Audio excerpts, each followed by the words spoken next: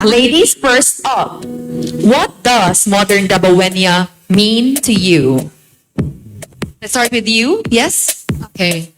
For me, being a modern Dabawenya should be empowered and should possess Kaalam and Kaanyag as what our team for this year's Mutya ng Dabaw. And for me, Kaanyag doesn't just limit on the physical aspects of a Dabawenya. It should have like Kaanyag from within. So the Dabawenya should have the heart to connect to the people, to the Dabawenyos, and also a compassion to listen and the courage to be the voice who are voiceless, and also Kaalam, because we can make changes through this meaningful knowledge that we have, right? Yes. Anything you'd like to add to that? Yes, attorney, your microphone's already. Go ahead. A modern Dabawenya is someone who breaks barriers and glass ceilings. She is the one who takes up space, creates opportunities, and is empowered herself by educating herself and securing that she is financially stable and she can create a positive impact in her community. Let's hear from you, Vera. So for me, a modern Dabawenya is limitless. Back from the years, we have known women to be just limited in working in their households. And now we have seen women thriving in leadership. And also we have seen them as leaders in our country and also in our city. And one of the examples of it is our Vice President, Sara Duterte. And I take inspiration to her. And that's all. Happy Women's Month, everyone. So limitless, you have Kaalam, Kaanyag, breaking barriers. What about you, girl? For me, modern Dabawenya should have strong and commitment, because this is not just about representing your barangay. This is also about bringing hope to your community. And I believe that this trait is what I have, because standing in front of you, speaking up in front of you takes up a lot of courage. And I am here to bring a torch, light up the darkness. All right. How about you? Well, I do believe that modern Dabawenya is transformative, and modern Dabawenya is someone who uses her voice to advocate for important causes in order for us to create a more happy and safe environment in the future. Yes, I love this batch of modern Dabawenyas. Yes. Someone's talking about being limitless, full of Kaalam, Kaanyag. And becoming Well done, ladies. Warm up lang tayo. Ito naman, girls, I believe you will agree with me na ang sarap ng dessert kanina, right? Na sinervito sa park-in. So now, what is your favorite local kakanin or snack? And tell a short story about your experience with that kakanin or snack. Local kakanin, yes. Yes, for me is balanghoy. So Balanghoy. Yes, Okay. I really love balanghoy, especially if it's with coffee or chocolate, because my grandmother makes it at home, and it reminds me of her, because she is also the reason why I am here today. She is the first person to see me wearing a crown someday, and I hope in this year I will achieve that dream. Yes. All right. How about you? Yes. So my favorite kakanin is actually puto maya paired with sikwate. I love it. Everyone has already tried that, because Davao City is known as the cacao capital of the Philippines. That is why I will invite everyone try out the sikwate here in Davao City, and the perfect pair is a puto maya. Puto Maya. Ken, nagugutom na ako. Yes. Let's hear from you. Anyone? Sikwate, yes. But yeah, 14, your favorite local kakanin or snack? And why? For me, it would be binignit. It is. Neat. Yes, I think it calls home, knowing that most of us only eat it on a certain period of time. And I think that it is also my comfort food. Whenever my grandma cooks it for me, that is actually my favorite. Yes. Thank you, Mutya 17. Next. Well, for me and attorney do have the same favorite kakanin. Okay. Puto Maya Puto paired Maya. with chocolate, because it's really close to my heart. That's like that kakanin that my lola used to bake for us, not bake or cook, but yeah, she used to do that for us. And now she's gone. I really miss the authentic chocolate and puto Maya. Yes. Kanang ginaana o sa mga lola, Yes. right? Okay. And finally, Mutya 8, your favorite kakanin? Well, for me, it would be Biko because it is my Yes, because it is Finally my said it. grandmother's specialty. And also, she is the one why I am here because she is one of my motivations and inspirations as well. Okay. Perfect for the weather. Ginutom Kakanin. na. Local Ginutom kakanin na tayong ang lahat. daming memories. Yes. So to all of our live viewers, comment below kung saan pa ba merong masarap na kakanin around town. Parang mga lola's girls silang lahat, ha? Okay. Yes. So last question, girls. Now let's go to the current events. Let's test your question. How do you stay informed about what's happening in your community and the world? Who wants to start? I actually stay informed in the community and the world. A fun fact, in our household, our house helper still turns on the radio at 6 a.m. So it's actually my wake-up call when I hear the radio. So for one, I still hear and use the radio. Second is in my social media accounts, I actually follow most, if not all, of the international newspaper outlets such as the CNN, the BBC, and then I also follow, of course, Mindanao Times, Sunstar, and Manila Bulletin. So to keep me informed and abreast with the current events, I listen to the radio and I check out the social media accounts because sometimes the Gen Zs, they can catch the trendier and the more recent events compared to the huge platforms because their platforms are already organized compared to the very recent, just a minute ago event. Yes. Radio as a wake-up call. Yes. Pagising mo, okay, current event this morning. Yes. Right? Traditional Kidding hindi pa aside, yan let's talaga. hear, All let's right. hear from you.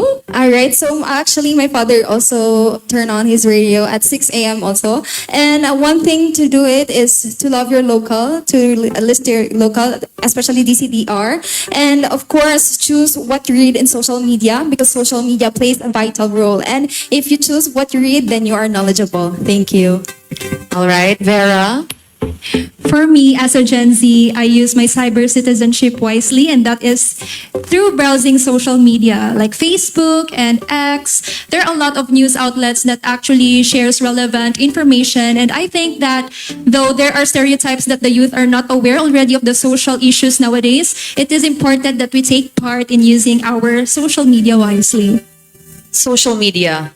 How about you? You'd like to add more Yes, to I would that? like to add, I also use the internet to really find like good resources of information. I really browse like what's like the most relevant like pages to really look for information. And also my father, like he loves to watch YouTube and like other medias in YouTube that are reliable. So I always asked him like, what are the social issues right now? So it's really effective. From wake-up call to Yes. conversation starter. And more on digital platform na talaga ang sources ng ating mga girls, yes? How about you, girl? How do you stay Well, informed? the same as at the Vera. I woke up in the morning and then I usually get my phone and started browsing on the internet, most especially on Facebook, so that I could also be informed of the announcement and of course to the social issues that was happening today. Yes. Alright. So, they're more on digital na and social media talaga. Very modern. Yes. And just make sure lang na mga legitimate na Yeah. mga Facebook accounts sa ating fina-follow and pinagkukunan ng mga information. That's correct, Ken. I love that one of our ladies were able to give a concrete example of what pages to follow. So I Yes. hope you're all tuning Alam niyo in. na. Alright, so now let's proceed to the like or dislike portion. Here we go. Start with the work from home setup. Like or dislike? Work from home. Work from home. Everybody's loving it. Okay, your Let's thoughts on it? Bakit siya like? Let's start with you. Why? Well, it is a thumbs up for me because we all can agree that work from home really save us a lot of time, and also it is way more convenient for us, most especially for those students, for those working students who really put some effort and time in order for them to balance their work and their studies at the same time. So yeah. I also love work from home. Me too. That's why we're here.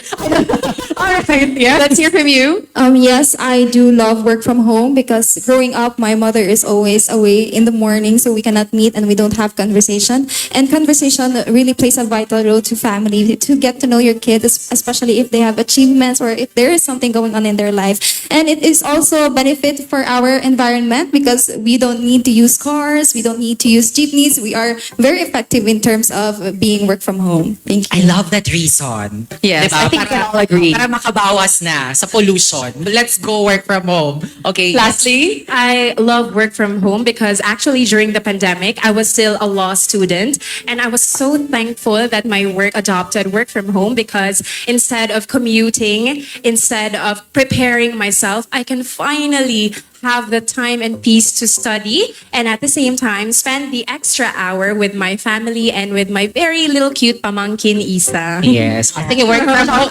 Work from home, de ay mo ha. Sige, ito, next. all right, now this is very... Oo, sige, ito. Last muna sa akin, Diwa, and then you. Okay, let's go. Ito. Ghosts are real. Like or dislike. Work from home, Judy ay ha? Ghosts you have are to real. Like or dislike.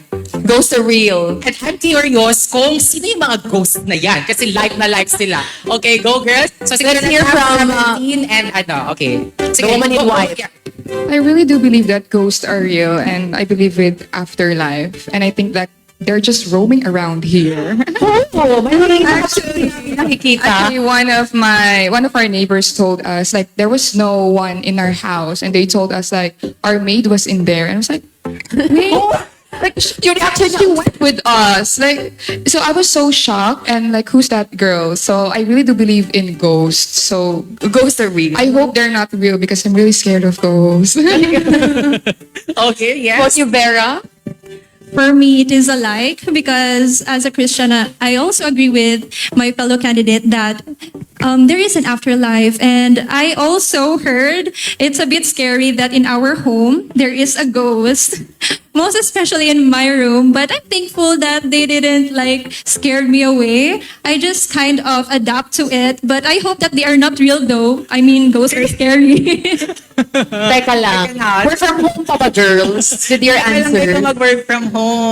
How about you? So for me, ghost is your past or something you can move on. But I also do believe in ghosts. They're just like climate change or like climate challenges that we face every day. That they are real and we should not give attention to it. But they're also let's just see them as a living also here in the world.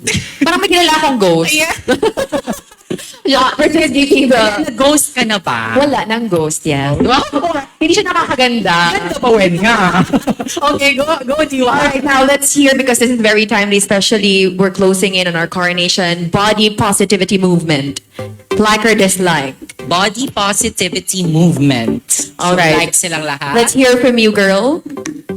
Well, it is very important that nowadays we adopt to this kind of mindset because I do believe that with this body positivity, we could embrace our flaws and we could use our imperfections to also inspire others to love themselves so that they can also be more confident. Thank you. All right, girl. I was actually one of the audience last year coronation, and I saw our very own queen, Miss Hannah, and I saw her as an inspiration that despite what size are you, you are still be able to represent someone or something and make a cause for everyone. Thank you. Anything you'd like to add to that? Let's not turn off our microphone, ladies. I agree to what all they've said.